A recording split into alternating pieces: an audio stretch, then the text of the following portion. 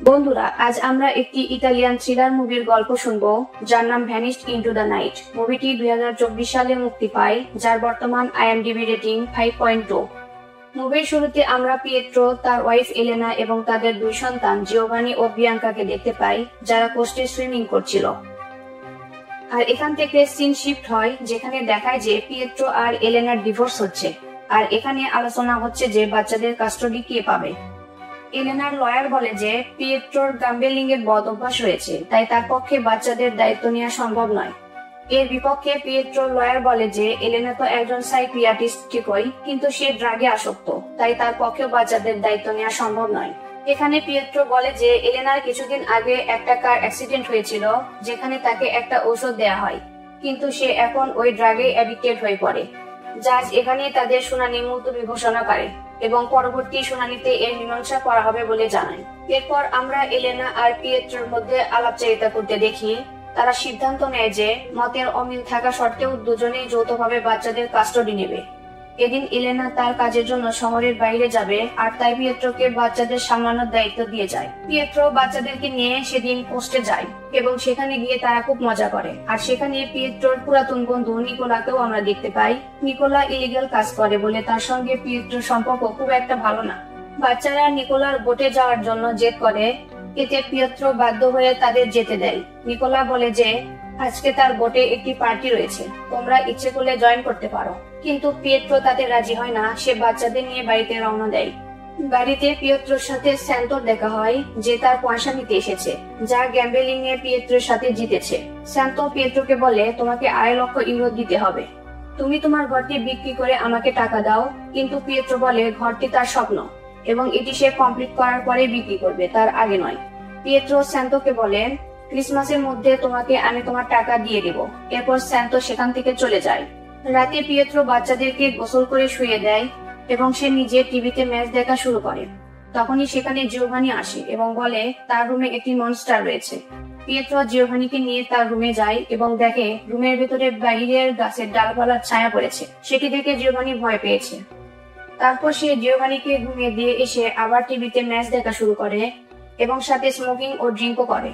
কিছুক্ষণ পর সে আবার বাচ্চাদের রুমে যায় তাদের দেখতে, কিন্তু সেখানে গিয়ে তাদের সে পায় না। সে সারা ঘর, পুরো বাড়ি এবং আশেপাশে তন্ন তন্ন করে তাদের খোঁজে, কিন্তু কোথাও তাদের দেখতে পায় না। কোথাও খুঁজে না পেয়ে সে তার ওয়াইফকে ফোন দেয় এবং বিষয়টি খুলে বলে। বিষয়টি জেনে এলেনা পরের ফ্লাইট ধরে বাড়িতে ফিরে আসে। সে এসে পিয়েট্রোর উপর চিৎকার করা শুরু করে যে সে কোনো কাজই ঠিক মতো করতে পারে না। তারপর তারা বাড়ির ভিতর ঢোকে এবং ঢুকতে পিয়েট্রোর ফোনে কেউ একটা ফোন দেয়। ফোনে ব্যক্তিটি বলে, তোমাদের সন্তানরা আমাদের কাছে সেফ আছে এবং তাদের সুস্থভাবে ফিরে পেতে চাইলে সোমবার সকাল 8টার মধ্যে আমাদেরকে 1.5 লক্ষ ইউরো ক্যাশ দিতে হবে। পিয়েট্রো এলেনাকে বলে, এখানে কোনো নাম্বার বা কোনো কলার আইডি দেখতে পাচ্ছি না। পিয়েট্রো বাইরে এসে স্যান্তোকে কল দিয়ে বলে, তুমি এসব কেন করছো? কিন্তু কলটি রিসিভ না করায় সেটি ভয়েস মেসেজের মাধ্যমে যায়। এরপর এলেনা বলে যে আমাদের পুলিশের কাছে যাওয়া উচিত। তখন পিয়েট্রো বলে যে কিডন্যাপাররা পুলিশকে না জানানোর ব্যাপারে সতর্ক করেছে, আর যদি আমরা পুলিশকে জানাই তাহলে আর কখনো বাচ্চাদেরকে ফিরে পাবো না, তাই তাদের টাকার ব্যবস্থা করতে হবে। তখন এলেনা বলে যে তাদেরকে নিকোলা টাকা দিতে পারে। পিয়েট্রো প্রথমে সেটি মেনে নিতে পারে না, কিন্তু বাচ্চাদের বাঁচাতে সে বাধ্য হয়ে নিকোলার কাছে যায়। সে নিকোলাকে কিডন্যাপের ব্যাপারে কিছু বলে না, শুধু বলে এটা বাচ্চাদের জন্য দরকার। নিকোলা রাজি হয়ে যায়, কিন্তু তার জন্য সে পিয়েট্রো থেকে একটি কাজ করে নেবে। সে পিয়েট্রোকে বলে, তোমাকে একটি বোট নিয়ে একটি হারবারে যেতে হবে। সেখানে গিয়ে একটি রেস্টুরেন্টে বসে খাবে, রেস্ট নেবে, অপেক্ষা করবে, কারোর সাথে কোনো কথা বলবে না। এর কিছুক্ষণ পর কিছু লোক এসে তোমাকে বলে দিবে যে তোমাকে কি করতে হবে। সেখানে তোমার বোটে তারা কিছু জিনিস রাখবে, আসলে এগুলো ড্রাগস। তারপর সেই বোটটি নিয়ে তুমি সোজা এখানে চলে আসবে। যেহেতু পিয়েট্রো কখনো এ ধরনের কাজ করেনি এবং তার ফ্যামিলি রয়েছে, তাই তাকে কেউ কখনোই সন্দেহ করবে না। নিকোলা পিয়েট্রোর ফোনটি নিয়ে নেয় এবং তার বোটের জিপিএসটিও অফ করে রাখতে বলে, যাতে তাকে কেউ ট্র্যাক করতে না পারে। পিয়েট্রো তারপর সেখান থেকে বের হয়ে আসে, আর এই কথাগুলো যখন সে তার ওয়াইফ এলেনাকে বলে, তখন এলেনা এ কাজ করতে পিয়েট্রোকে নিষেধ করে, কিন্তু বাচ্চাদের বাঁচাতে পিয়েট্রোকে এ কাজ করতেই হবে। বিকেল হতে পিয়েট্রো এলেনাকে গুড বাই বলে তার বোট নিয়ে হারবারের উদ্দেশ্যে রওনা দেয়। রাতের মধ্যে পিয়েট্রো হারবারে পৌঁছে যায় এবং সেখানে একটি টেবিল বুক করে বসে পড়ে সে প্রায় 1 ঘন্টা ধরে অপেক্ষা করে, কিন্তু কেউ সেখানে আসে না। তাই পিয়েট্রো ওখানে একজনের কাছ থেকে ফোন নিয়ে নিকোলাকে ফোন করে, কিন্তু ফোনটি কেউ রিসিভ করে না। সে নিকোলাকে একটি ভয়েস মেসেজ পাঠায় যে সেখানে কেউ তার সঙ্গে কন্ট্যাক্ট করতে আসেনি। ধীরে ধীরে রেস্টুরেন্ট থেকে সব লোকই চলে যায়, সেখানে শুধু একমাত্র পিয়েট্রোই রয়ে যায়। পিয়েট্রো ওয়েটারকে পেমেন্ট করার জন্য বিল দিতে বললে ওয়েটার তাকে বিল দেয়, যাতে লেখা ছিল তুমি এখন ঘরে ফিরে যাও। তাই পিয়েট্রো বোট স্টার্ট করে ঘরে ফিরে যেতে শুরু করে। কিছু দূর যেতে 2 জন লোক তার বোটে উঠে পড়ে ও তার দিকে পিস্তল তাক করে এবং নিকোলার পেমেন্টের জন্য অপেক্ষা করতে থাকে। তারা পিয়েট্রোকে মারতেই যাচ্ছিল, ঠিক সেই মুহূর্তে নিকোলা তাদেরকে পেমেন্ট করে দেয় এবং তারা পিয়েট্রোকে ড্রাগের ব্যাগটি দিয়ে দেয় ও সেখান থেকে চলে যায়। আর তখন পিয়েট্রো ডাক ভরা ব্যাগটি নিয়ে সেখান থেকে নিকোলার বাড়ির উদ্দেশ্যে রওনা দেয়। কিন্তু প্রতিমধ্যে তার বোটটি খারাপ হয়ে যায়, আর এখন সে মাঝ সমুদ্রে আটকে আছে এবং রাতও বেশ গভীর। তার কাছে কোনো ফোন না থাকায় সে কারোর সাথে যোগাযোগ করতে পারে না। সে বাধ্য হয়ে রেডিওটি অন করে এবং কোস্টগার্ডের সহযোগিতা চায়। আর কিছুক্ষণের মধ্যেই কোস্টগার্ডের একটি বোট সেখানে পৌঁছে যায়। পিয়েট্রো সেই ড্রাগের ব্যাগটি বোটটিতে লুকিয়ে রাখে। কোস্টগার্ড সেখানে পৌঁছে প্রথমে পিয়েট্রোর বোটটি চেক করে। আর এখানে বেশ টান একটা উত্তেজনা সৃষ্টি হয় যে পিয়েট্রো ঠিক ধরা পড়ে যাবে, কিন্তু সে ধরা পড়ে না। কোস্টগার্ড পিয়েট্রোর পাসপোর্টটি চেক করে, আর এর মধ্যে অন্য গার্ডটি বোটের কি সমস্যা সেটি চেক করে। দ্বিতীয় গার্ডটি বলে পিয়েট্রো যেখানে যেতে চাচ্ছে সেখানে যেতে পারবে না, কারণ বোটের ফুয়েল লাইন লিক হয়েছে। তারা সাহায্য বলতে এখান থেকে পিয়েট্রোকে কাছের কোনো পোস্টে নিয়ে যেতে পারবে। পিয়েট্রো কোনো কিছু বুঝতে পারে না, আর তার কাছে অন্য কোনো উপায়ও নেই। তাই সে বাধ্য হয়ে তাদের সঙ্গে সেই পোস্টের দিকে রওনা দেয়। সেখানে পৌঁছার সাথে সাথে সে তার ব্যাগটি নিয়ে একটি বাসে গিয়ে ওঠে। নিকোলার বাড়ির কাছে আসলে সে বাস থেকে নেমে নিকোলার বাড়ির দিকে দৌড় দেয়। অবশেষে সে নিকোলার বাড়িতে পৌঁছে এবং তাকে তার জিনিস দেয় এবং কথা মতে তার টাকা চায়, কিন্তু নিকোলা তার কথা শুনে মজা করে।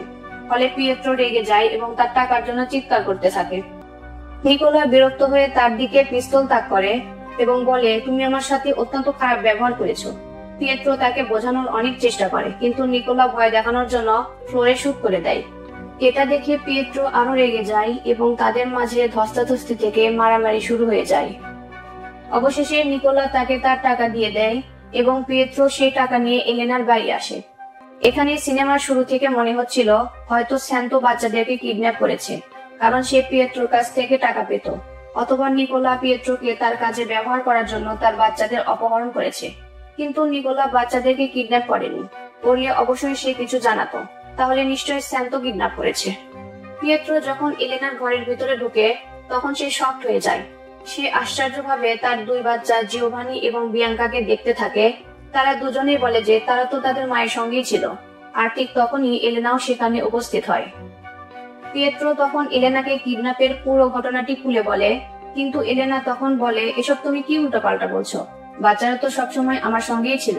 পিয়েট্রো বলে বাচ্চাদেরকে উদ্ধারের জন্য আমি ড্রাগ স্মাগলিং করে তাদের মুক্তিপণের 1.5 লক্ষ ইউরো জোগাড় করেছি, কিন্তু এলেনা এসব কোনো কিছুই বুঝতে পারেন। পিয়েট্রো এসব নিয়ে চিৎকার চেঁচামেচি করে। এলেনা পিয়েট্রোকে সেখান থেকে বের হয়ে যেতে বলে। এখান থেকে আমরা একটি বুঝতে পারি পিয়েট্রো আসলে মেন্টালি আনস্টেবল, যে কারণে তাদের ডিভোর্স হয়। আর এতক্ষণ পিয়েট্রোর সাথে যা যা হয়েছে এগুলো আসলে তার ইমাজিনেশন। যখন সে বাড়ি ফিরছিল তখন তার কাছে এলেনার একটি ভয়েস রেকর্ড আসে, যে রেকর্ডিং এর মধ্যে পিয়েট্রো বলছিল যে সে ড্রাগ স্মাগলিং করেছে। এলেনা আরো একটি ভয়েস মেসেজ পাঠায় এবং বলে তুমি আমাকে বাচ্চাদের কাস্টডি দিয়ে দাও, কারণ তুমি মেন্টালি ইল এবং বেশ বিপজ্জনক। আর যদি তুমি এটি না করো তাহলে তুমি জেলে যাবে। আমি এই রেকর্ডিং সবার কাছে পৌঁছে দেব।